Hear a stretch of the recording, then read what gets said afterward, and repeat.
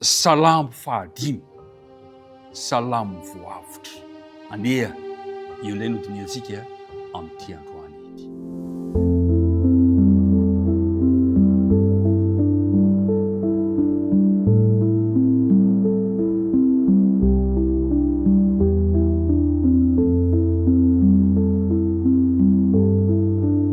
Re namana isany mpiara-mandinika ny ten'Andriamanitra isan'andro miaraba antsika rehetrarehetra indray amin'ny anaran'i Jesosy Kristy, fa mbola mihina antsika ny fofinaina, mihina antsika ny fahavelomana mba ahafahantsika miaona tahaka an'izao. Ka dia andefa no fahofantanana isika ampifaliana hosolo ny fifandraisan-tanana, dia io fahofantanana no anolorako ny arahaba sy anolorako ny firarian-tsoa anao, Andriamanitra ny fiadanana ane, homba mandrakariva anao sy ny ankonanao. Ivavaka risika mialoha an'izao dinidinika izao. Andriamanitra raina io, ataonay ahoana no tsy saotranao no ny alehibe ny fitiavanao anay sy ny fitantananao anay. Tsy sampalay isan'andro isan'andro zany satria antony fahavelomanay ankehitriny. Misaotra ny amin'ny famondram-po sy ny fahasoavanao, ary misaotra ny amin'ny fotoana amin'ny tony fandarana itony izay mbola ahafahanay miara-mandinika miaraka amin'ny fampahery ihany keo. Petraka-petratananao ary fotoana rehetra, mamelany elokay ary mamondrafo aminay, ary eo ka mba vita fihavanana aminao zahay. Ny fanaina masina ihany keo irinay mba hanjaka omponay, anaran'i Jesosy. Amen. Ny salamo fahadimy no jerentsika androany, salamo ny voavitra no ilazana azy.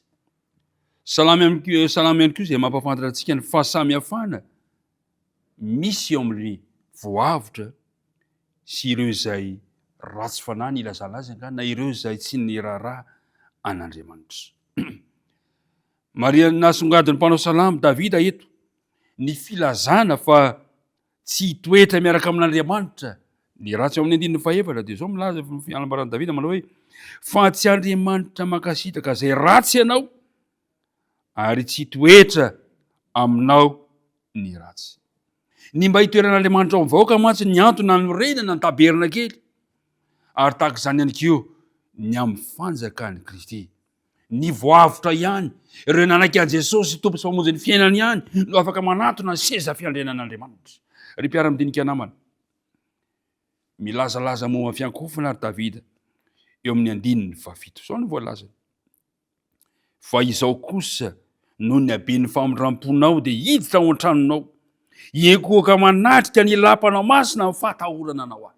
Ry mpiara-midinika namana, ny salamo fahadimy dia mitarika antsika fa noho ny famondram-pon'Andriamanitra no mitaona antsika hiditra amin'ny tranony, ary rehefa tonga ao isika dia mikohaka amin'Andriamanitra amin'ny fahatahorana. Ary zany no afatry ny anjely telo milaza amintsika manao hoe: matahora an'Andriamanitra ka omeo voninahitra izy, fa tonga ny andro fitsarany.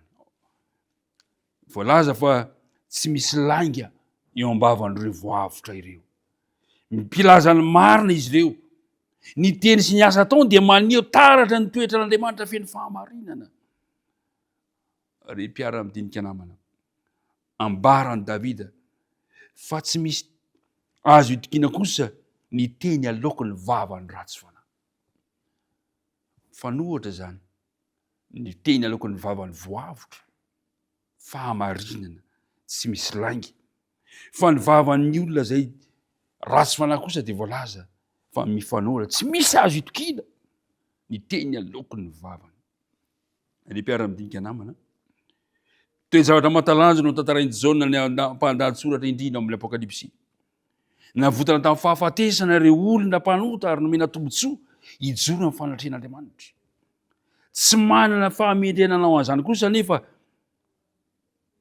tsy nanana fahamendrena anao izany kosa izy ireo, fa nomena azy zany noho ny amin'ilay ranony zanak'ondry, noho ny amin'ilay zanak'ondrin'Andriamanitra dia azontsika atao ny mitsangana eo amin'ny seza fiandrianana, satria voavela eloka izy ireo ary voavitra tsy hilanja ny helony intsony. Ho fotoana mahafinaritra zany, tsisy heloka ho lanjainao intsony, satria efa nentin'ilay zanak'ondrin'Andriamanitra teo amin'ny hazo fijaliana ny fahotantsika tsirairay avy. Zany voalaza ao amin'ny Isaia mpaminany 7:10. Zao ny voalaza amin'ny Isaia 7:10, ka ny andininy Isaia 1:20 ka ny 12. Ka dia nanome azy ao anjara lehibe ao, ary zara babo amin'ny mahery izy, satria nahidiny ho amin'ny fahafatesana ny ainy. Ry mpiara-midinika namana, mba hamonjena anao, dia Jesosy mihitsy no namoy ny ainy tany amin'ny fahafatesana. Ry mpiara-midinika namana, tsy haitsika ary ny angina fotsiny amin'izao, tsy ilaza ny havatr'Andriamanitra.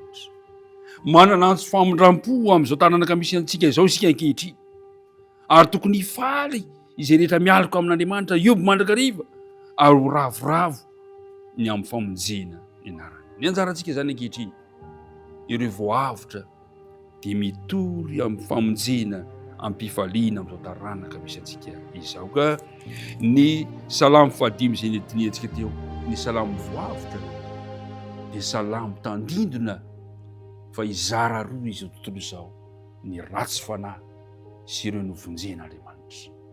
Novonjen'Andriamanitra izy ireo tsy hoe noho ny fahamarinany, fa novonjen'Andriamanitra izy ireo satria nanaiky an Jesosy ho tompo sy mpamonjy ny fiainany, le maty ho azy teo amin'ny hazo fijaliana. Ary mpiara-midinika namana, ho anao koa no nahafatesany Jesosy, ho aho no nahafatesany, noho ny amintsika no nanoloran'ny ainy mba hanavotana sy hamelana ny tsy fahatanterantsika. Raiso ho tombontsoa sy fifaliana ho anao ny mahita an'izany, mandre an'izany ka hanapahanao hevitra indray androany mba hitory ny hafatra ho amin'izao taranaka izao. Ny tompony ombanao sy ny ankonanao. Amen. Nivavaka arytsika ankehitriny. Ray malala ny an-danitro, nomenao anay indray ny salamo 5, salamo ny voavitra, salamo izay maneho ny toetra ny tsirairay avy izay tokony ho any amin'ilay fiainana mandrakizay. Salamo anankiray izay maneho anay fa ianao dia maty ho anay, ary satria maty ho anay ianao dia ikenay ankehitriny, ianao no tompo sy mpamonjy anay, ka vonona izay hitory ny afa-pamonjena ho amin'ny mpiara-belona aminay. Dia mitantana anay amin'izay rehetra ataonay androany tontolo andro, na iza izay misy anay avy, dia ho tsapanay mandrakariva ny fanatrianao. Anaran'i Jesosy. Amen.